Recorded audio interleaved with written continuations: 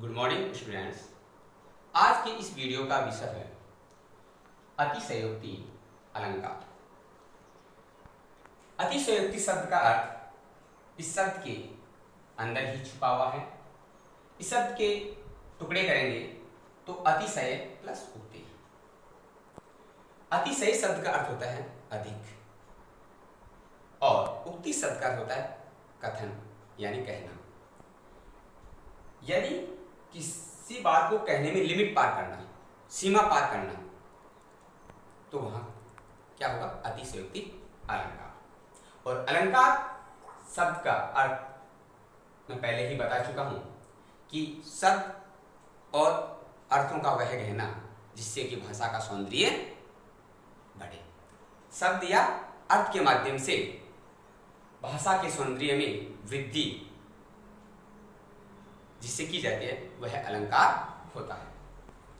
अब देखिए, जहां किसी बात को इतना बढ़ा चढ़ाकर कहा जाए अथवा किसी की प्रशंसा इतनी बढ़ा चढ़ाकर की जाए कि वह लोक सीमा के बाहर हो, तो वहां अतिशयोक्ति अलंकार होता है। कहने का अभिप्राय यह है कि कविता की जिन पंक्तियों में किसी के गुणों की या महिमा का वर्णन किया गया है, लेकिन वह वर्णन इस कदर किया गया है कि उस बात को या उस वर्णन को बहुत बढ़ा चढ़ा किया गया है या उसकी बहुत ज्यादा प्रशंसा की गई है और लोक सीमा का उल्लंघन किया गया है, तो वहां अतिशयोक्ति अलंकार होता है। अब हम इसको इन उदाहरणों के माध्यम से समझेंगे। पहला उदाहरण है कि हनुमान की पूंछ में लगन न पाई आग, लंका सिगड़ी जल गई, गए निशाचर भाग। रावण की लंका में हनुमान जी ने जो आग लगाई थी उस घटना से हम सब परिचित हैं। लंकाधिपति रावण ने हनुमान की पूंछ में आग लगाई थी और इसमें यह कहा गया है कि हनुमान की पूंछ में लगन न पाई आग, कि आग लग ही नहीं पाई थी, इतने में ही कि लंका सिगड़ी जल गई। सिगड़ी मींस पूरी जल गई, गए निशाचर भाग। निशाचर निशा में विचरण करने वाला अर्थात राक्षस, कि सारे राक्षस भाग गए। जब हनुमान जी ने अशोक वाटिका के पेड़ और उखाड़ के रख दिए थे, उसके दंड स्वरूप लंकाधिपति रावण ने उसकी पूंछ में आग लगाने का आदेश दिया था। और वो जब आग लगी तो हनुमान जी ने क्या पूरी लंका में इधर घूम फिरकर पूरी लंका को जला दिया था।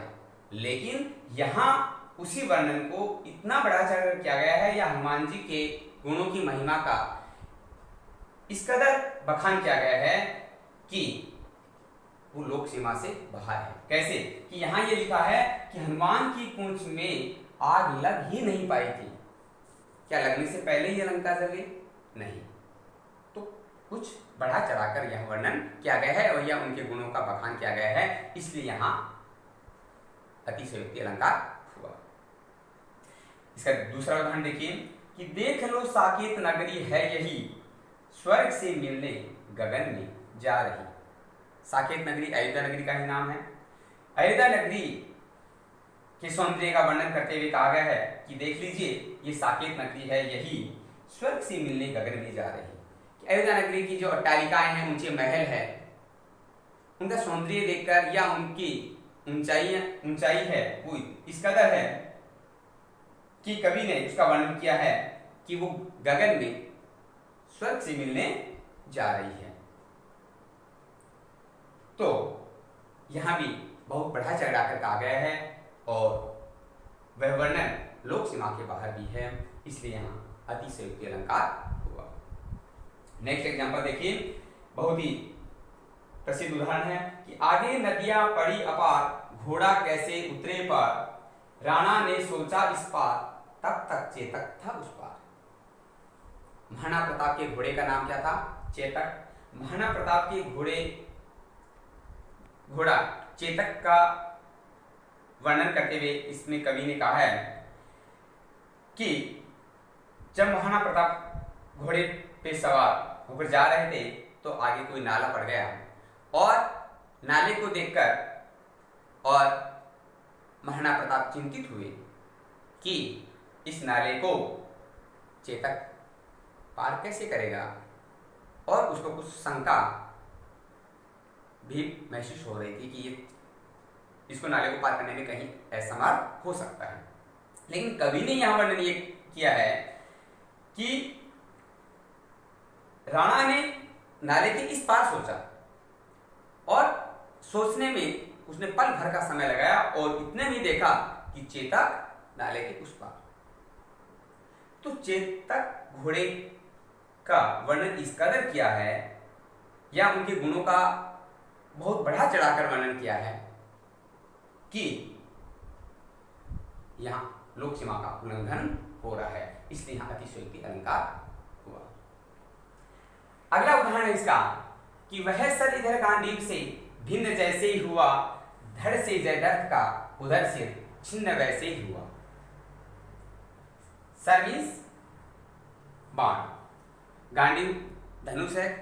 किनके धनुष का नाम है गांडीव? अर्जुन के धनुष का नाम है गांडीव। भिन्न जैसे ही हुआ, भिन्न मीन्स अलग, कि जयद्रथ का वध किया था। किसने किया था? अर्जुन ने।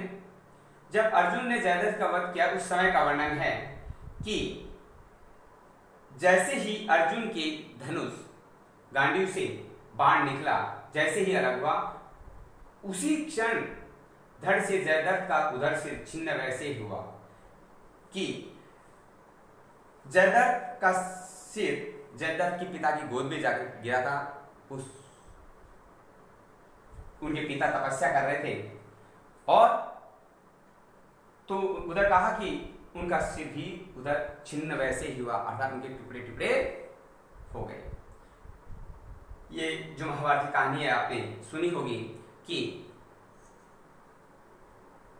जयद्रथ को उनके पिता से वरदान प्राप्त था कि आपको कोई ऐसे आसानी से नहीं मार पाएगा और जो आपको मारेगा उसके सिर के टुकड़े हो जाएंगे। तो इस वरदान के मुताबिक अर्जुन ने जयद्रथ का वध किया तो जयद्रथ का वध करने वाले के टुकड़े होना था। लेकिन भगवान श्री कृष्ण ने अर्जुन से कहा कि उनको ऐसा वरदान प्राप्त है तो उसका सिर जैसे ही उसके सिर के आप टुकड़े करोगे तो आपके भी 100 टुकड़े हो जाए, आपके सिर के भी 100 टुकड़े हो जाएंगे। इसलिए इसका सिर उनके पिता की गोद में ऐसी जगह गिरना चाहिए कि आप को कुछ क्षति ना पहुंचे। तो उन्होंने जब बाण चलाया तो उनका सिर कहां जाकर गिरा? जयद्रथ के पिता की गोद में। तो उनके पिता के सिर के टुकड़े हुए, न कि अर्जुन के। तो इसमें भी अर्जुन की वीरता का इस कदर वर्णन किया गया है कि लोक सीमा के वो बाहर है। कहने का मतलब है उनकी वीरता की प्रशंसा बहुत बढ़ा चढ़ाकर की गई है। तो इन उदाहरणों के माध्यम से आपको समझ में आ गया होगा कि अतिशयोक्ति अलंकार कहाँ होता है, कि कविता की जिन पंक्तियों में किसी भी बात का वर्णन इतना किया जाए या इतना बढ़ा चढ़ा किया जाए कि वह लोक सीमा के बाहर हो, अर्थात लिमिट पार की हो, तो वहां पर अतिशयोक्ति अलंकार होता है। आज के लिए बस इतना ही। कल हम नए विषय के साथ मिलेंगे, तब तक के लिए धन्यवाद।